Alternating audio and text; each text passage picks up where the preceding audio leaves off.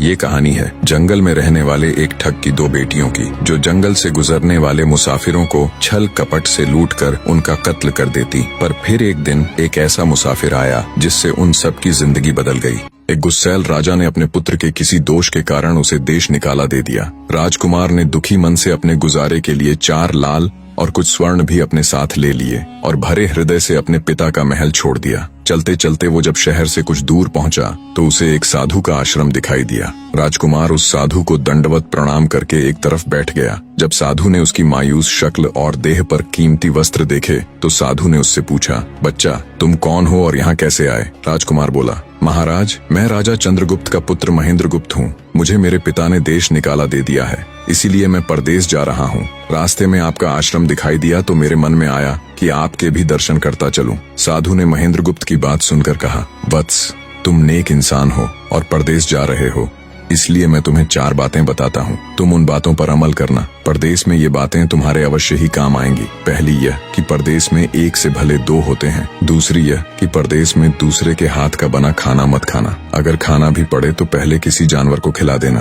तीसरी बात यह कि परदेश में किसी दूसरे की बिछाई हुई चारपाई पर मत सोना। अगर सोना भी हो तो पहले बिस्तर को अच्छी तरह झाड़ लेना। चौथी बात यह कि यदि कहीं शत्रुओं के फंदे में फंस जाओ तो जहाँ तक हो सके नरमी और ज्ञान की बातें सुनाकर अपना उद्देश्य प्राप्त करना। साधु ने कहा, मेरी ये 4 बातें हमेशा याद रखना। साधु की बातें सुन साधु को प्रणाम कर राजकुमार परदेश चल पड़ा। जब चलते चलते बहुत दिन बीत गए तो वह एक जंगल में पहुंचा। वहां उसने देखा कि एक चील एक कछुए के बच्चे को लेकर उड़ी जा रही है। संयोगवश बच्चा उस चील के पंजे से निकलकर गिर गया। महेंद्रगुप्त ने कछुए के तड़पते हुए बच्चे को देखा तो उसे बड़ी दया आई। उसने मन में सोचा कि इस बच्चे को पालना चाहिए। इस बच्चे को पालने से 2 बातें होंगी। पहली तो यह कि इस बच्चे के प्राण बच जाएंगे और दूसरी यह कि साधु द्वारा कही गई पहली बात भी पूरी हो जाएगी कि सफर में एक से भले 2 होते हैं और इससे बातें करते हुए दिन भी आसानी से बीतेंगे। यह सब सोचकर महेंद्रगुप्त ने बच्चे को अपने साथ ले लिया। अब सफर में उसके साथ वह कछुए का बच्चा भी हो लिया। कुछ दिन के सफर के बाद राजकुमार को एक अच्छा सा स्थान दिखाई पड़ा। उस स्थान पर पहुंचकर उसने कुछ खाया पिया और फिर कछुए के बच्चे से बोला, तुम यहाँ बैठे रहना, मैं जरा थोड़ी देर सो लूं। यह कहकर महेंद्रगुप्त एक पेड़ के नीचे सो गया। उसी पेड़ के ऊपर एक सांप और एक कौवा रहते थे। उन दोनों का यह दस्तूर था कि जब कोई मुसाफिर उस पेड़ के नीचे ठहरता तो सांप उसे डस लेता और कौवा उसकी आंखें निकाल लेता। नाग ने जब सोते हुए मुसाफिर को देखा तो पेड़ के नीचे उतरा और राजकुमार को डस लिया। सांप के डसते ही तुरंत राजकुमार के प्राण पखेरु उड़ गए। कुछ देर में जब कछुए की नजर महेंद्रगुप्त पर पड़ी तो वह उसे मरा देखकर बहुत घबराया और महेंद्रगुप्त के ऊपर बैठकर रोने लगा। तभी कौवा भी पेड़ से नीचे उतरा और ज्यों ही उसने महेंद्रगुप्त की आंखें निकालनी चाही त्यों ही कछुए ने झपटकर कौवे की गर्दन को मुंह से पकड़ लिया। कौवे ने बहुत जोर लगाया मगर कछुए ने उसे नहीं छोड़ा। तब कौवे ने सांप को पुकारा। कौवे की आवाज सुनकर सांप आ गया। उसने बड़े जोर से कछुए की पीठ पर डंक मारा, परंतु कछुए ने अपना मुंह भीतर कर लिया। सांप ने कई बार कछुए की पीठ पर डंक मारा, किंतु हर बार कछुआ अपना मुंह अंदर कर लेता। जब सांप का कछुए पर बस नहीं चला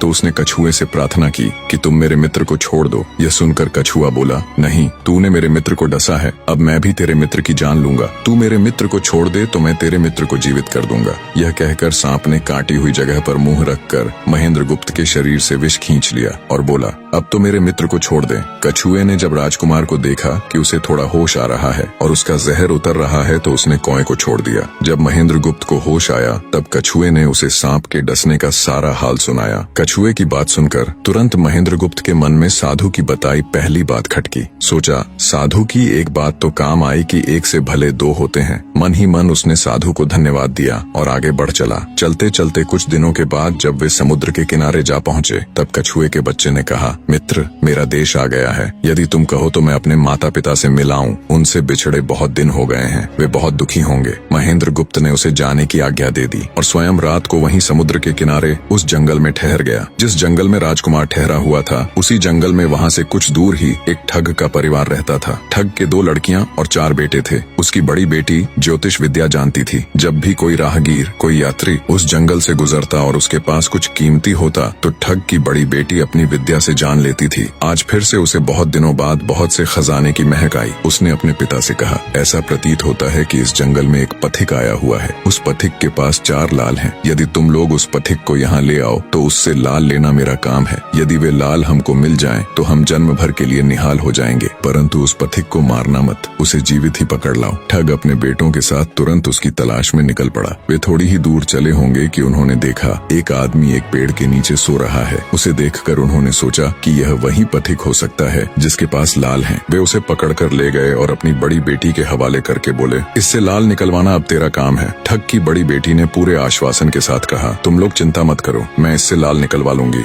ठग की छोटी बेटी ने जब महेंद्रगुप्त को देखा तो वह दिलोजान से उस पर मोहित हो गई। पहली ही नजर में वो अपना दिल उस नौजवान राजकुमार को दे बैठी। भाइयों के डर से कुछ कह तो न सकी, लेकिन मन ही मन उसको बचाने की युक्ति सोचने लगी। कुछ देर बाद ठग की बड़ी बेटी ने खाना बनाया और उसमें जहर मिला दिया। वही खाना उसने महेंद्रगुप्त को परोस दिया। जब थाली महेंद्रगुप्त के सामने आई तो उसने खाने के लिए निवाला तोड़ जैसे ही उसे खाने को हुआ तभी उसे साधु की कही गई दूसरी बात याद आई। उसने थाली में से थोड़ा सा भोजन निकालकर कुत्ते के सामने डाल दिया। जैसे ही उस खाने को कुत्ते ने खाया वो तुरंत मर गया। यह देखकर महेंद्रगुप्त ने भोजन नहीं किया। उसने अपने मन में सोचा कि साधु की दूसरी बात भी काम आई। अपनी इस चाल को असफल होते देखकर ठग की बड़ी बेटी को गुस्सा तो बहुत आया, पर वो अपने गुस्से को अंदर ही अंदर पी गई। उसने महेंद्रगुप्त के सोने के लिए पलंग तैयार करवाया और उससे कहा, जाओ पथिक, ऊपर के कमरे में तुम्हारे लिए पलंग तैयार करवा दिया है, अब तुम आराम करो। कई दिनों की सफर की यात्रा के कारण थका हुआ राजकुमार जब ऊपर आया तो उसे बढ़िया धुली हुई चादर पलंग पर बिछी हुई दिखाई दी। सोचा, जो हुआ सो हुआ, कई दिनों के बाद चैन की नींद तो सोने को मिलेगी। वो जैसी ही पलंग पर बैठने को हुआ तो उसे साधु की तीसरी बात याद आई कि परदेश में हमेशा बिस्तर को झाड़ कर सोना। जैसे ही उसने बिस्तर को झाड़ा तो उसके होश उड़ गए। वो बिस्तर एक कच्चे सूत से तैयार किया गया था जिसके नीचे आग का कुआं था। महेंद्रगुप्त ने देखा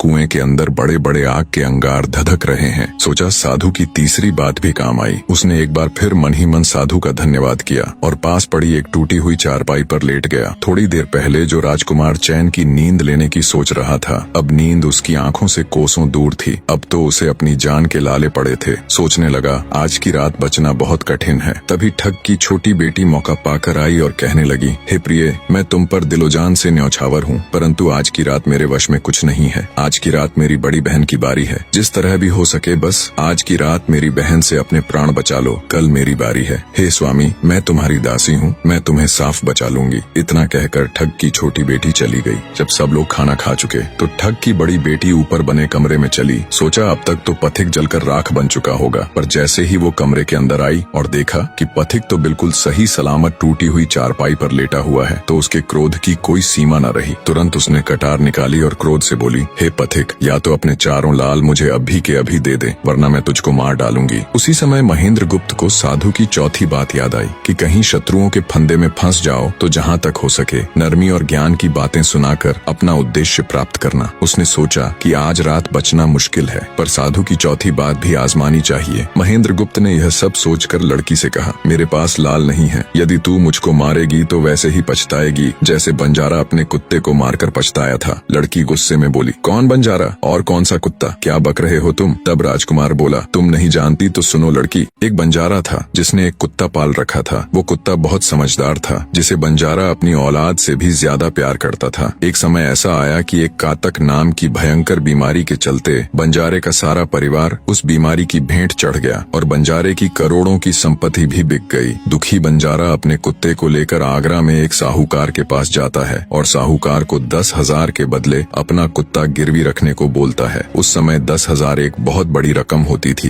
पहले तो बनिए ने बंजारे को मना कर दिया, पर फिर कुछ सोचकर उसने बंजारे को 10,000 रुपए दे दिए। कुछ ही समय बीता था कि एक रात सेठ के घर डाकू घुस गए। बंजारे का कुत्ता सब हरकत देख रहा था। सोचा, भौंकूंगा तो परिवार के सब लोग उठ जाएंगे और ये डाकू उनका भी कत्ल कर देंगे। वो चुपचाप बस उनको देखता रहा। जब डाकू सेठ के घर चोरी किए हुए धन को लेकर चल पड़े तो कुत्ता चुपचाप उनके पीछे पीछे हो लिया। सेठ के पास इतना धन था कि डाकू उसे निकाल तो लाए, पर अब उनसे वो लेकर चला भी नहीं जा रहा था। दिन भी निकलने के करीब हो चला था। डाकुओं ने सोच विचार कर उस धन को एक तालाब के अंदर छिपा दिया। सोचा बाद में आराम से निकाल ले जाएंगे। कुत्ता डाकुओं की सब करामात देख चुपचाप वापस घर चला गया। सुबह हुई तो सेठ के घर कोहराम मच गया। पता चला कि चोर सारा धन निकाल ले गए। सेठ का रो रो कर बुरा हाल था। आसपास के लोग उसे दिलासा दे रहे थे। सेठ ने रोते रोते कहा, मैंने सुना था बंजारे का कुत्ता बहुत समझदार है, पर ये नमक हराम तो एक बार भौंका तक नहीं। तभी बंजारे का कुत्ता उस सेठ की धोती पकड़कर खींचने लगा। कुत्ते की हरकत देख पास खड़े एक समझदार व्यक्ति ने सेठ से कहा, सेठ जी, ये कुत्ता कुछ कहना चाहता है। हम